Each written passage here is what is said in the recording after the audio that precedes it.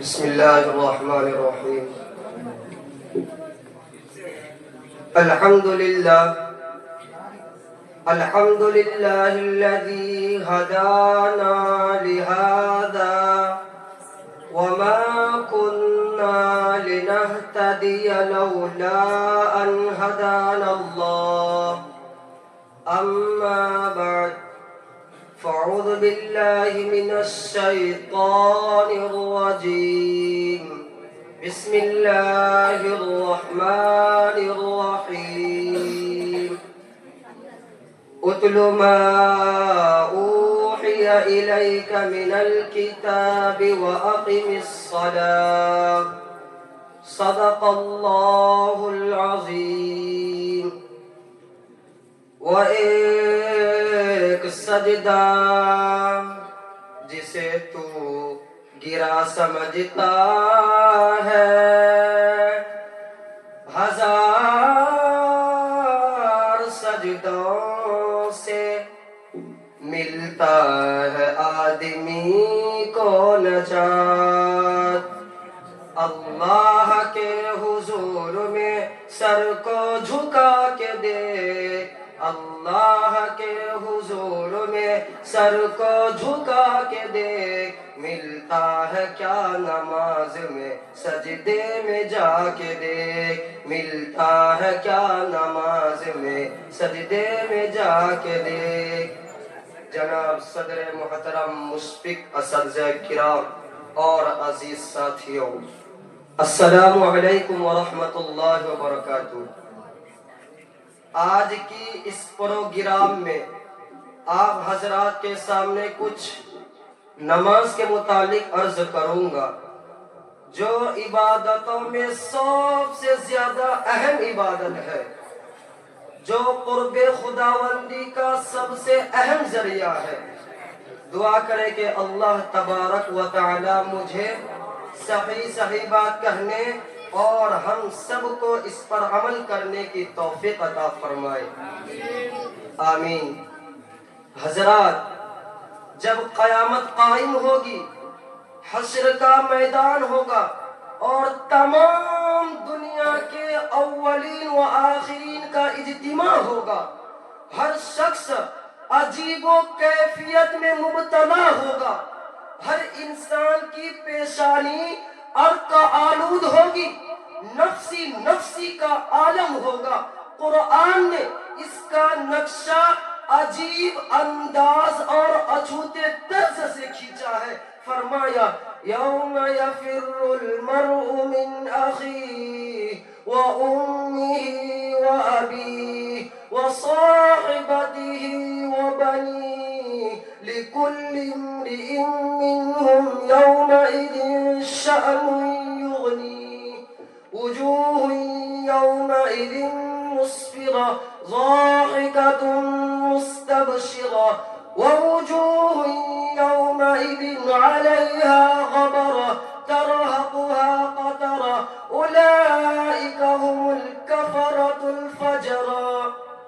اللہ اللہ، وہ دن ایسا ہوگا جس دن بھائی بھائی سے جدا ہوگا، بیٹی ماں سے بھاگے گی، باپ بیٹے سے نفرت کرے گا، شوہر بیوی سے الگ تھلگ ہوگا اور بیوی اپنے شوہر سے کوسوں دور بھاگے گی۔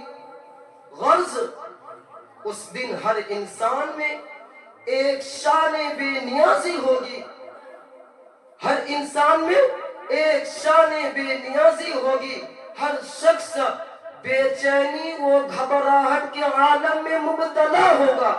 حق جل مجدہ کی بھی جانب سے یہ ارشاد ہوگا کہ آج یہاں نہ تمہاری جائیداد کام آئے گی، نہ تمہارے محلات تمہیں بچا سکیں گے، نہ تمہارے دوست احباب کا جمع غفیر بچا سکے گا۔ آج تو صرف اور صرف تمہارے اعمال کام آئیں گے، تمہاری امانت و دیانت، صداقت و روحانیت آج اس یوم الجزا سے بچا سکے گی۔ ارشاد ہوگا یہ گھڑی محشر کی ہے تو عرصہ محشر میں ہے، یہ گھڑی محشر کی ہے، یہ گھڑی محشر کی ہے تو عرصہ محشر میں ہے، پیش کر غافل عمل گر کوئی دفتر میں ہے۔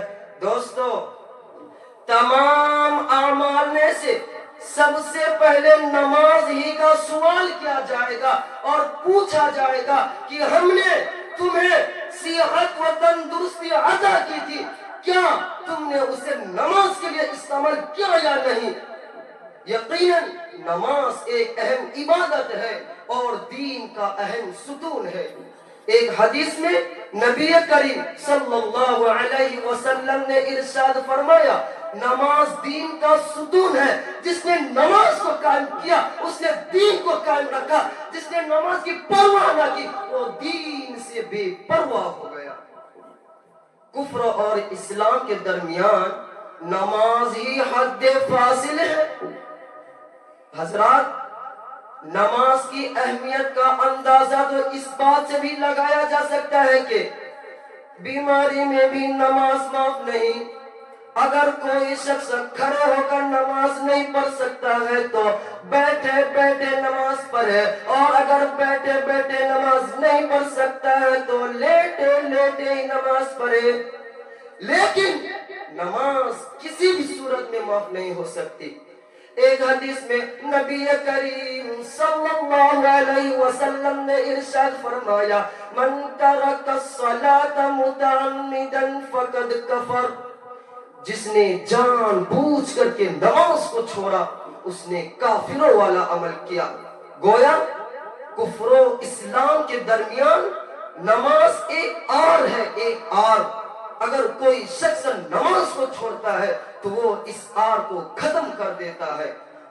نماز ایک نور ہے، نور۔